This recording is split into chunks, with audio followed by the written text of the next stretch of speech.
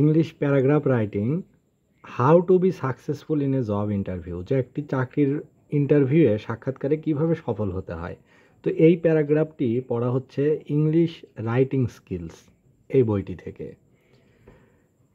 প্যারাগ্রাফের শুরুতে বলা হচ্ছে, in a job interview the interviewers have to select the best out of lot. অর্থ হচ্ছে যে একটি চাকরির সাক্ষাৎকারে একজন সাক্ষাৎকার গ্রহীতাকে সর্বোত্তমদের ভিতর থেকে কাউকে নির্বাচিত করতে হয়। To be among the best the job seeker should observe certain rules and etiquettes in his job interview. আর এই জন্য এত সব ভালোর মাঝে সবচেয়ে ভালো হতে গেলে, সবচেয়ে ভালোটা দিতে গেলে অবশ্যই একজন চাকরি প্রত্যাশীর নিজের সর্বোত্তমটা দিতে হয়, অর্থাৎ কিছু নিয়মকানুন এবং আচরণবিধি মেনে চলতে হয়। ফার্স্ট অফ অল, প্রথমত ইউ শুড ড্রেস অ্যাপ্রোপ্রিয়েটলি, প্রথমে ভালোভাবে কাপড় পরিধান করতে হবে। This means wearing a formal dress as is usual in a particular country, অর্থাৎ যে দেশে যেটি সামঞ্জস্যপূর্ণ সেই দেশে সেরকম একটি ফর্মাল ড্রেস পরতে হবে। Do not wear casual student dressing, অর্থাৎ সাধারণ শিক্ষার্থীদের মতো ড্রেসিং করা যাবে না। But on the other hand do not over dress, আবার একবারে বেশি যে অতিরঞ্জিত পোশাক পরা সেরকমও করা যাবে না।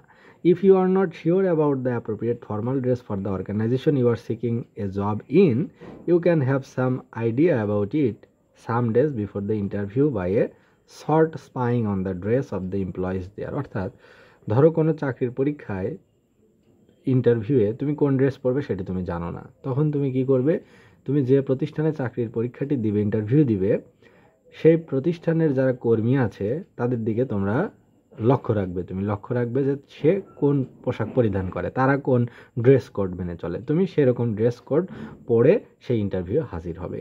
Secondly, pay attention to your grooming, that means you take care that you do not have untidy hair, offensive order of the body, dandruff, unshined shoes, a hanging hem, stems on your tie, excessive makeup or perfume, a sloppy job of shaving। অর্থাৎ বলা হচ্ছে যে এখানে অনেক কিছু খেয়াল রাখতে হবে তোমাকে একটি চাকরির পরীক্ষায় যাওয়ার পূর্বে, যে তোমার ঠিকমতো চুলগুলো ঠিক আছে কিনা, তোমার শরীর থেকে বাজে দুর্গন্ধ বের হচ্ছে কিনা, মাথায় খুশকি আছে কিনা, তোমার জুতা অনুজ্জ্বল আছে কিনা, অর্থাৎ জুতা যদি নোংরা থাকে, অপরিষ্কার থাকে, সেটাকে ভালোভাবে শাইন করতে হবে, রং করতে হবে, এবং ঠিকমতো টাই ঝোলানো আছে কিনা, এবং শরীরে একবারে বেশি মেকআপ দেওয়া হয়েছে কিনা, বা অতি সুগন্ধি দেওয়া হয়েছে কিনা, বা শেভ ঠিকমতো করা হয়েছে কিনা, এসব বিষয়েও খেয়াল রাখতে হবে।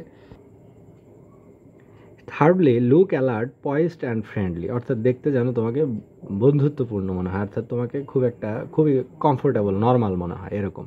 Your interviewer May look into the waiting room and call your name, অর্থাৎ তোমার ইন্টারভিউ হয়তো ওয়েটিং রুমে তোমার জন্য অপেক্ষা করবে এবং তোমার নাম ডাকতে পারে। Intending to get A first impression of your behaviour, অর্থাৎ তোমার আচরণের প্রথম যে তোমার অ্যাপ্রোচ কেমন হবে সেটি জানার জন্য ইন্টারভিউরা হয়তো বসে আছে। So don't slouch in your chair in the waiting room or doze or be lost in the pages of a magazine or look up with an annoyed huh, অর্থ যে তোমার নাম ডাকার সাথে সাথে যেন তুমি সেখানে উপস্থিত হও, অর্থাৎ তুমি ঘুমাচ্ছ কিনা, তুমি ঝিমোচ্ছ কিনা, ওয়েটিং রুমে কি তুমি অলসের মতো বসে আছো কিনা, কতটা ঝটপট, কতটা অ্যাক্টিভ, কতটা কমান্ডের সাথে তুমি কাজ করতে পারো, এটাও কিন্তু তারা খেয়াল করবে। But do get up promptly and walk briskly toward him or her. Smile, look directly at that person and extend your hand to shake his or hers, saying, I am Selim Rahman, thank you for seeing me today. যে তুমি ঝটপট তাদের ডাকে সাড়া দিয়ে চলে যাবে এবং স্মার্টলি তাদের সাথে গিয়ে কথা করবে, হাসবে, এবং তাদের সাথে তুমি করমর্দন করবে, হ্যান্ডশেক করবে এবং নিজের পরিচয় দিবে যে hello, I am Selim Rahman, আপনার সাথে দেখা হয়ে আজকে ভালো লাগলো। And if handshake with an opposite sex is not the usual custom, greet her in the religious way that is in the hog in the country and thank her. যে তোমার interview যে নেবে সে যদি বিপরীত লিঙ্গের হয়, যেমন তুমি ছেলে, সে যদি মেয়ে হয়, মহিলা হয়, তাহলে কি করবে?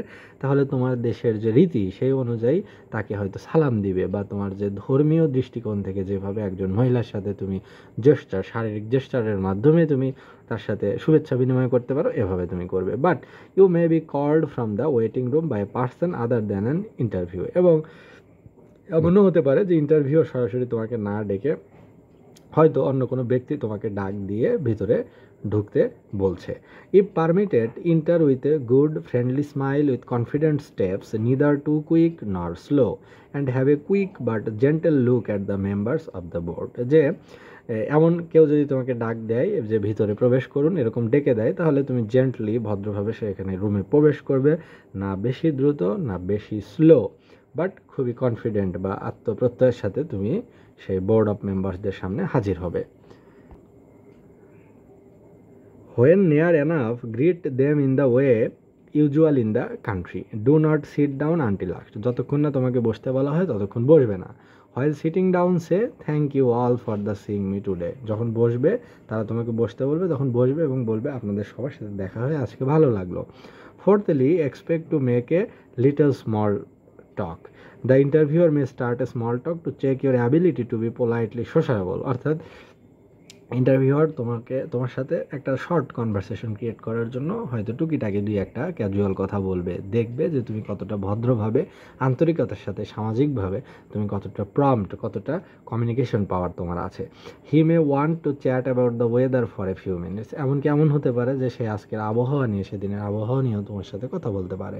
Do so but do not drag it out. As soon as you get a signal to talk about the job, be ready to get down to business. কিন্তু যেই মাত্র তোমার সাথে ব্যবসার কথা বলবে, চাকরির কথা বলবে, তখন অবশ্যই তুমি কিন্তু ব্যবসার কথাটি অবশ্যই তুমি ভালোভাবে বলবে তার সাথে। Fifthly, you should rehearse the questions and answer some days before the interviews. ইন্টারভিউর পূর্বেও তুমি হয়তো রিহার্স করতে পারো, নিজে নিজে অনুশীলন করতে পারো।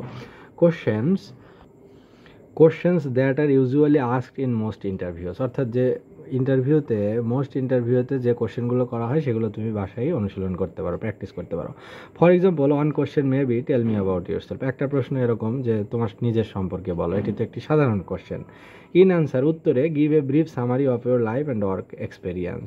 যে তোমার নিজের সম্পর্কে তুমি পরিচয় দিবে এবং তোমার কাজের অভিজ্ঞতা সম্পর্কে বলবে।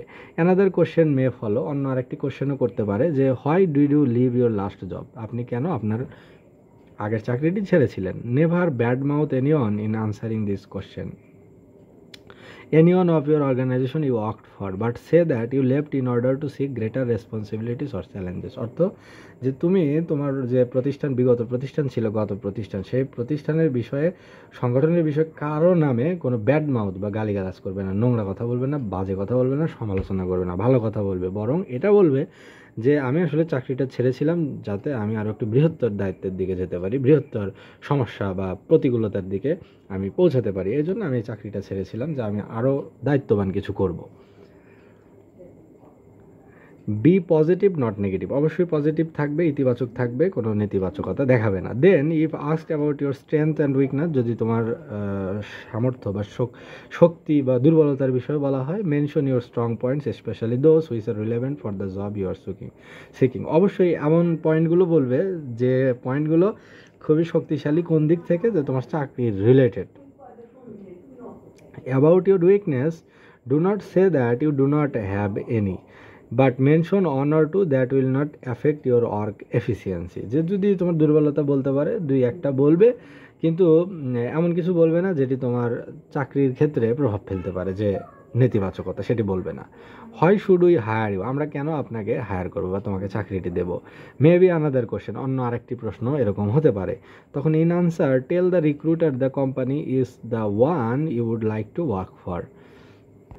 তখন তুমি বলবে যে এই কোম্পানি হচ্ছে এমন একটি কোম্পানি যেখানে তুমি কাজ করতে পছন্দ করবে। And that your research and the company's needs exactly match you believe. যে তুমি বিশ্বাস করো যে তোমার যে চাহিদা এবং এই কোম্পানির যে চাহিদা, সেই দুইটি ম্যাচ করে, একই রকম।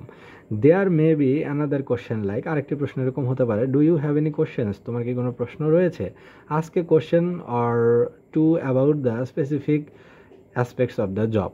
তখন হয়তো কোনো বিশেষ দিক, এই চাকরির বিশেষ দিক সম্পর্কে দুই একটি প্রশ্ন তুমি করতে পারো, but do not ask about your salary, কিন্তু বেতন সম্পর্কে তুমি আগে কিছু বলবে না, অর ইউর ভ্যাকেশন বা তোমার ছুটির বিষয়েও কিছু বলবে না। If they are not too important for you, যদি খুব একটা দরকারি না হয় তাহলে এই দুইটা জিনিস তুমি এড়িয়ে যাবে।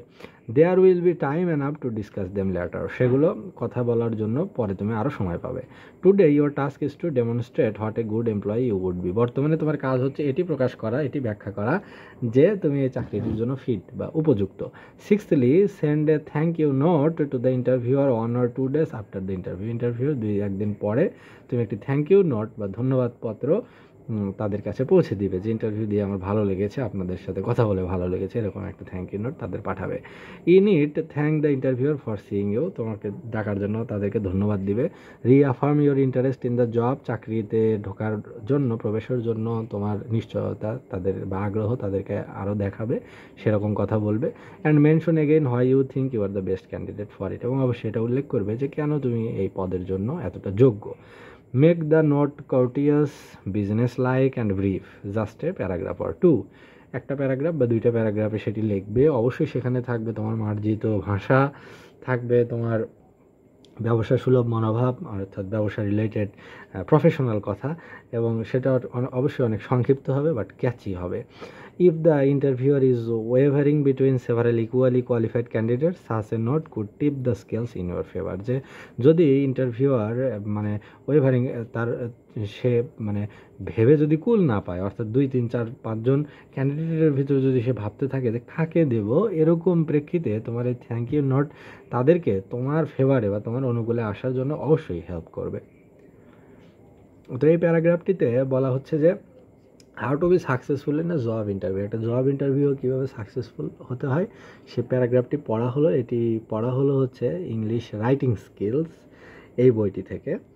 তো এখানে বলা হচ্ছে যে চাকরিতে সফল হতে গেলে কী করতে হয়। তো এখানে অনেকগুলো মানে বিষয়গুলো বলা আছে, অনেক ইনস্ট্রাকশন দেওয়া আছে।